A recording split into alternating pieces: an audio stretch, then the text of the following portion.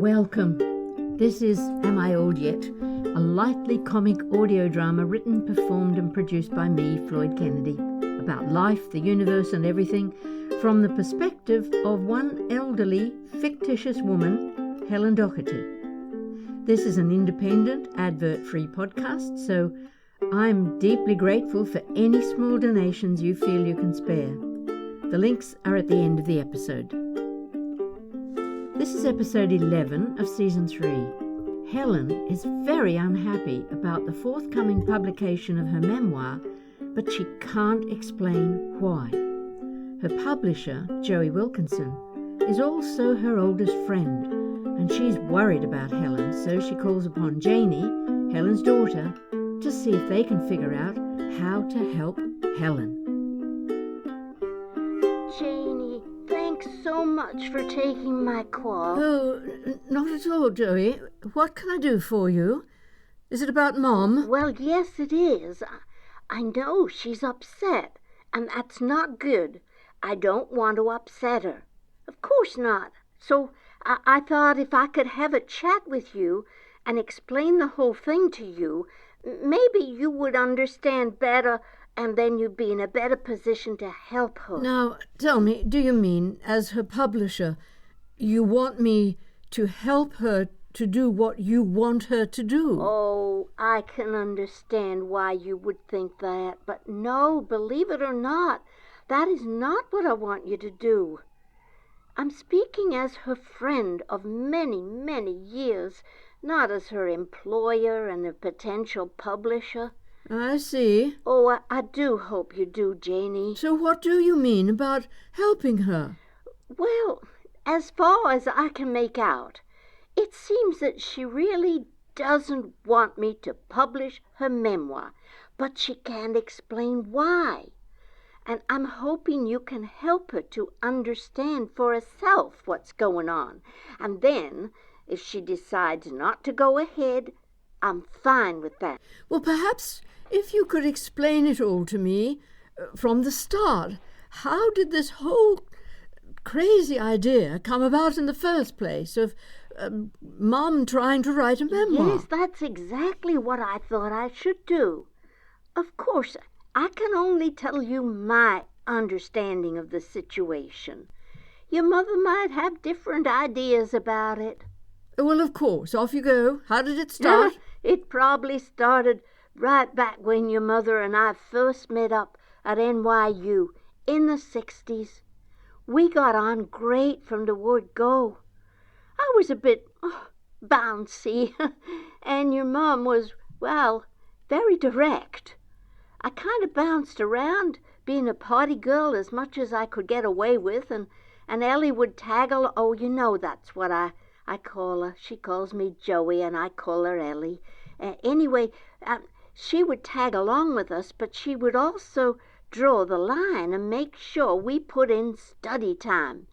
She kind of kept me on the straight and narrow, up to a point, and I reckon I loosened her up a bit. Right. Well, I can understand that.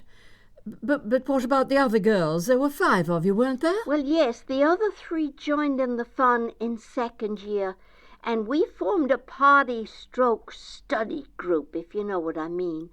So we had a lot of fun, but we also got decent grades along the way, and your mother was largely responsible for the latter, for all of us. Oh, I can well imagine. So by the time we graduated, we were very close, and well, I believe we really knew each other really well, and we stayed pretty close over the years.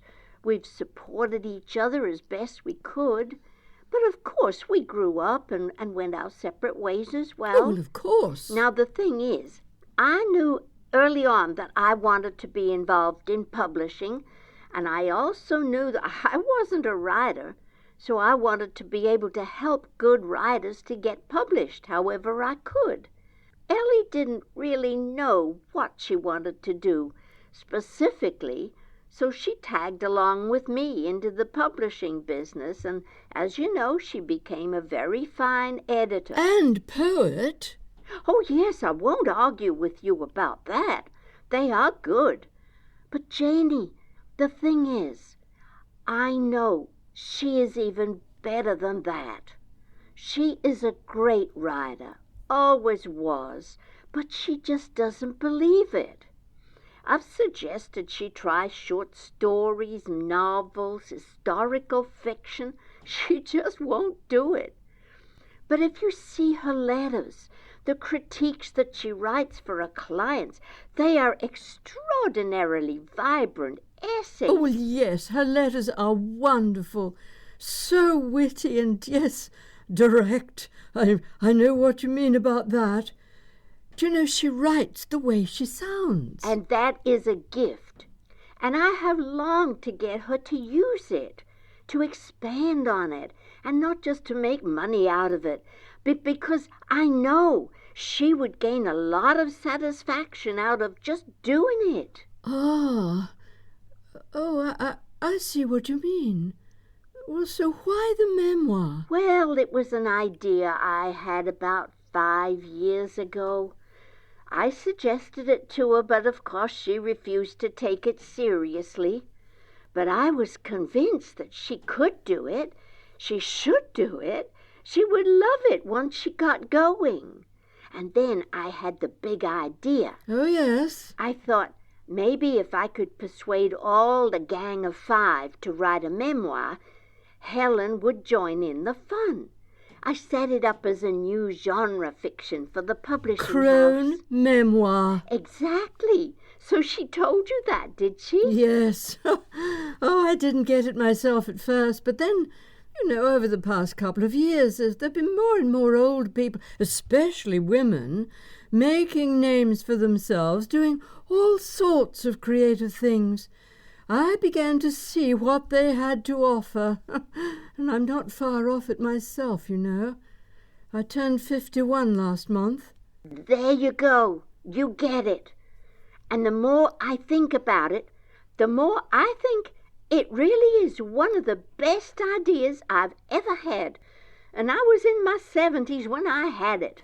Right, so then Mum agreed to do it, and you paid her in advance. Is that right? Yes, and I thought it was a done deal, but I hadn't thought it through, had I? Whatever do you mean?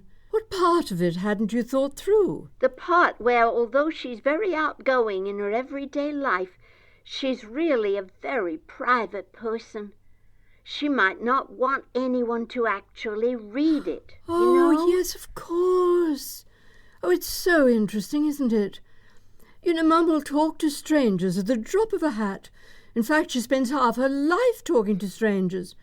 And she'll listen to them and she'll chip in with stuff about herself, but always on her own terms.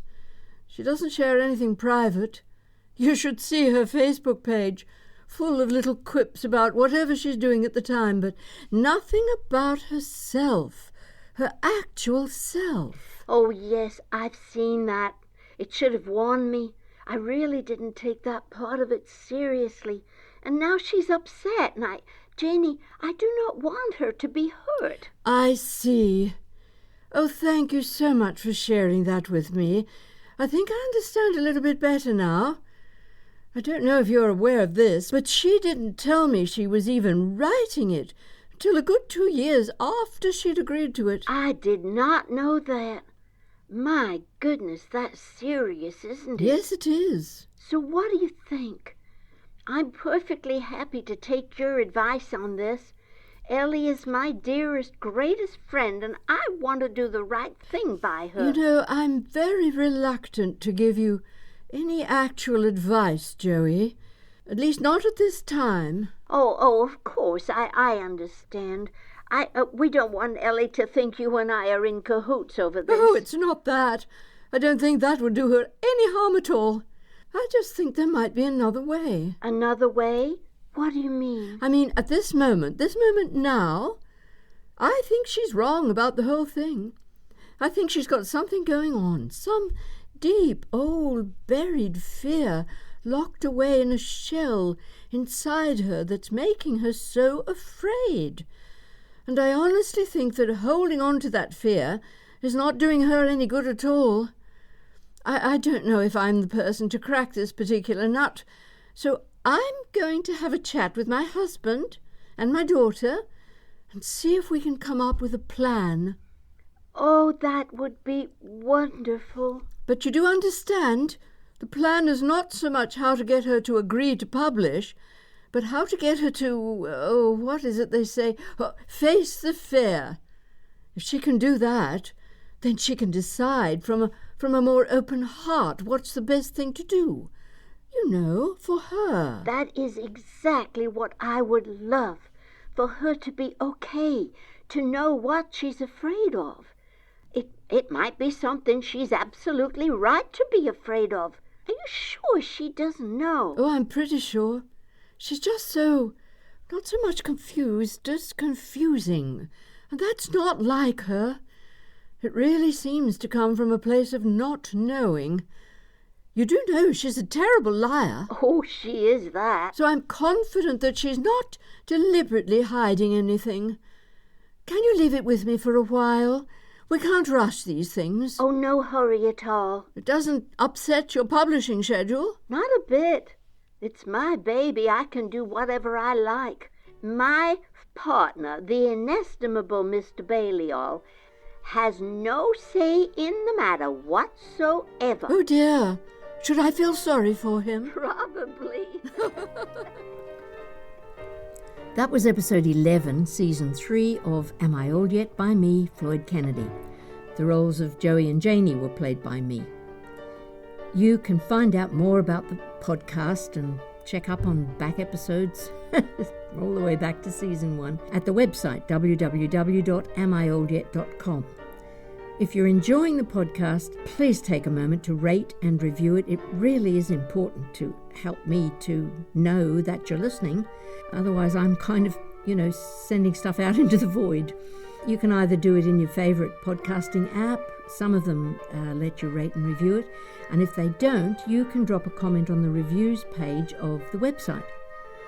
You can also support the podcast by means of a small donation at buymeacoffee.com/amioldYet, or by becoming a regular subscribing patron on patreon.com/amioldYet. And that subscription brings you extra benefits. Thanks so much for listening. Stay safe.